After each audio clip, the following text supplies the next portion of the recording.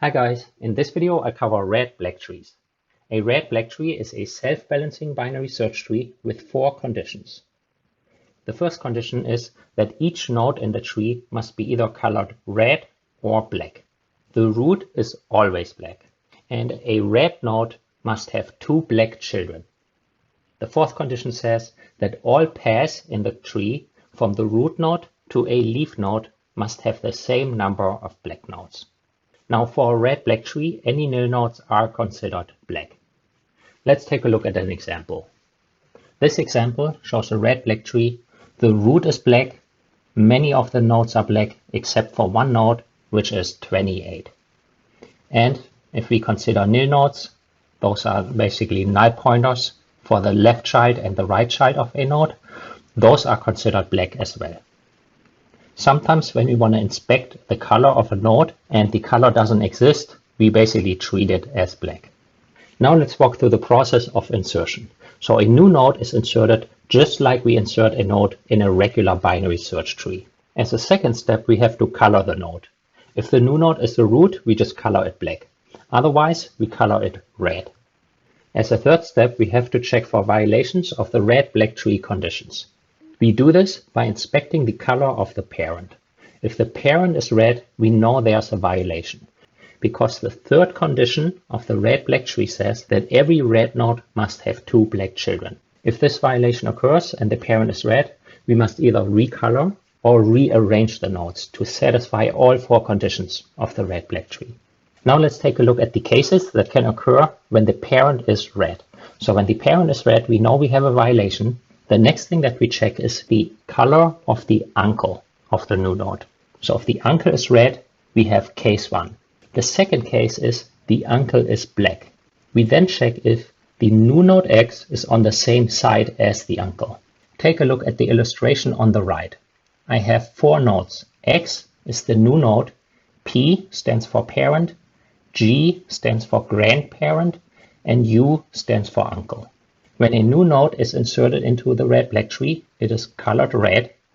Then I inspect the color of the parent. In this case, it's red as well, so I know I have a violation. Now I want to determine the case. I check the color of the uncle. The uncle is black, and then I check, is the new node on the same side as the uncle or on the opposite side in terms of the parent. Then I know I have case 2. Now, case 3, the uncle is black as well, but X is not on the same side as the uncle. So X is on the opposite side of the uncle. So this would be the case here. I have the new node X, which is colored red. I inspect the color of the parent, which is red as well. Then I check the color of the uncle. I know it's black. So when it's black, it's either case 2 or case 3.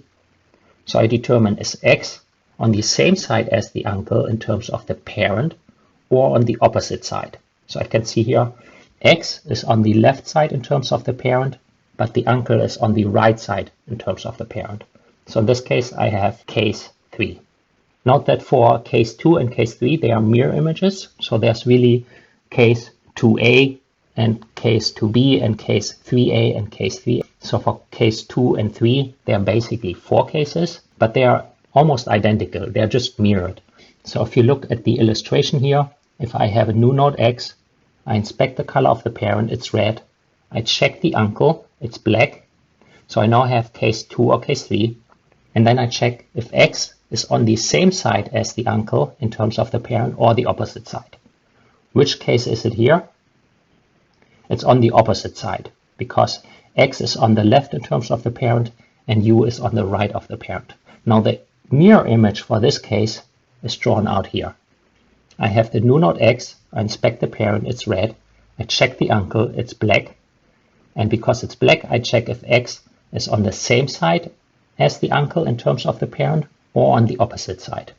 Now in this case, X is on the right side in terms of the parent, but the uncle is on the left side in terms of the parent. So it's on the opposite side. So for both these illustrations, case 3 applies. The uncle is black and X is not on the same side as the uncle. Just keep this in mind when talking about case 2 or case 3. There are these mirror cases that can occur for both of these cases. Now let's take a closer look. In this case, I have a new node that was inserted, which is node X. It was colored red. Then I inspect the color of the parent, it's red as well. I violated condition 3 that a red node must have black children. So this no longer works because now the red node has a red child. So I know a violation exists.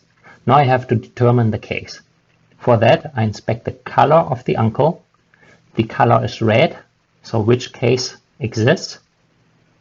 This is case 1. The parent and the uncle have the same color. And in this case, I can resolve it by recoloring. I do not need any rotations. So I set the color of the parent and the uncle to black. And then I set the color of the grandparent to red. So I basically swap the color of grandparent, parent, and uncle. This is what it looks like after the recoloring. Parent and uncle are black. Previously they were red. Grandparent is red, and previously it was black. So those 3 nodes just change the colors. That's everything. Now, if this were a subtree down in a larger red-black tree, I would basically treat this as a new node, and I would check the parent of this node, and then inspect the uncle in case that parent is red. And this is kind of how it trickles all the way up to the root. Now, if this is the entire tree, I know that G is the root node, and a root node must always be black. So in this case, I can simply change the color to black, and then I have a valid red-black tree with all 4 conditions satisfied. Now let's take a look at case 2. So a new node is inserted. This is node X. I inspect the color of the parent. The parent is red. I know there's a violation, so I check the color of the uncle. The uncle is black, so I know at this point it's either case 2 or case 3. Now I check, is the new node X and the uncle on the same side in terms of the parent? Both are on the right side in terms of the parent, so I know here case 2 applies. For case 2, I do a single rotation around the parent. Now because the new node is on the right side, I do a left rotation around the parent. So LP stands for left rotation around the parent. So basically X gets pushed up to where P was, and P gets pushed down. The subtree S2 was the left subtree of X, and now flips over to 45 degrees and becomes the right subtree of P. You can see it out here. So S2 previously was the left subtree of X and now flipped over to become the right subtree of P. Note that for the mirror case, for case 2, it would be a right rotation around the parent.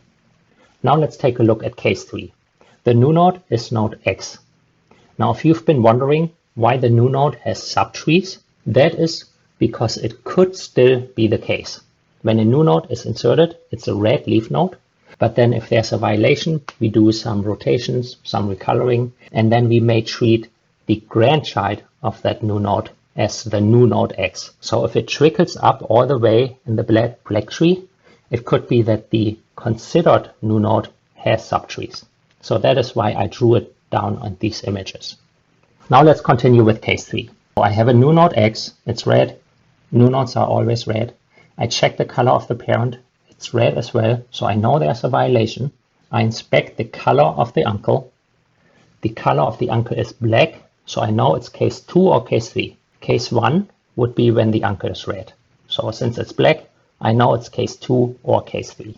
Now I check the sides for X and U. X is on the left side of the parent, the uncle is on the right side in terms of the parent. So X and U are on the opposite side in terms of the parent. That is why I know it's case 3. What do I have to do in terms of case 3? I have to rotate around the grandparent, and after that color the parent black and the child and the grandparent red. So first I do a rotation around the grandparent. In this particular case 3, it would be a right rotation. For the mirror case, so if you put a mirror right through G, you would get the mirror case, then it would be a left rotation. But for this case 3, we do a right rotation around the grandparent. So grandparent and uncle get pushed down, and parent and X get pushed up. X is up here, parent is now the new root of this tree, and grandparent and uncle got pushed down. If you take a look at the subtree S3, it was the right subtree of P, and now it flipped over to become the left subtree of G. So it's always a flip to 45 degrees to the opposite side. Now, if you study this a little bit longer, you will notice that X with its two subtrees stayed exactly the same. Also, U with its two subtrees stayed exactly the same. So the only change really happened with the grandparent and the parent. Those are the two nodes that changed. If you look at the grandparent, it got moved down, and S3 became the left subtree of the grandparent, and the parent P got moved up and now has the grandparent as its right child. These rotations really work just the same way as in an AVL tree. So if you're familiar with AVL trees, the rotations here are exactly the same. Now after this rotation, we still have to do the recoloring. So we have to cover the original parent, which is up here now, which is the root, to black, and the child and the grandparent, so this is node X and G, to red. If you get confused that these got moved around and now the grandparent is not really the grandparent anymore, you could also do the recoloring step before the rotation. So that way they are still in the right position. Now after the recoloring, X and G are now red, P is black. So to summarize, how does insertion work? We first insert a new node X, we color it red, black if it's a root. Then we inspect the color of the parent. If the parent is red, we know there's a violation, and we have to check which case applies to find the right resolution. Case 1, the uncle is red. If the uncle is red, we color the parent and the uncle black and the grandparent red. Then we repeat step 1. So we repeat with the grandparent as being the node X and continue the whole process. Now when we inspect the uncle and the uncle is black, it's either case 2 or case 3. For case 2, the new node X and the uncle are on the same side in terms of the parent. So they're either both on the left or both on the right in terms of the parent. For case 2, we perform a rotation around the parent and then we continue with case 3. The rotation here is either a left rotation or right rotation. So a left rotation is performed when we have a right child. A right rotation is performed when the new node is the left child. And then for case 3, the new node and the uncle are on opposite side in terms of the parent. In this case, we also perform a right rotation around the grandparent of X. And the left versus right rotation depends on which mirror case we have. Then finally, we do the recoloring from the parent to black, and the new children, which were originally the new child and the grandparent, are colored to red. Now, how about removal from a red black tree? Removal again depends on the color of the node that will be removed. Any nodes that are red can easily be removed because the fourth condition is not violated. Remember, the fourth condition says that any path from the root to any of the leaf has to have the same number of black nodes. So if a red node is removed, it doesn't really change the number of black nodes on the path. If a black node is removed, that could violate the fourth condition, where the number of black nodes on a path is different than the number of black nodes on any other path in the tree. And that is resolved again with recoloring, single rotations, or double rotations. I hope you enjoyed this video. Thank you for watching.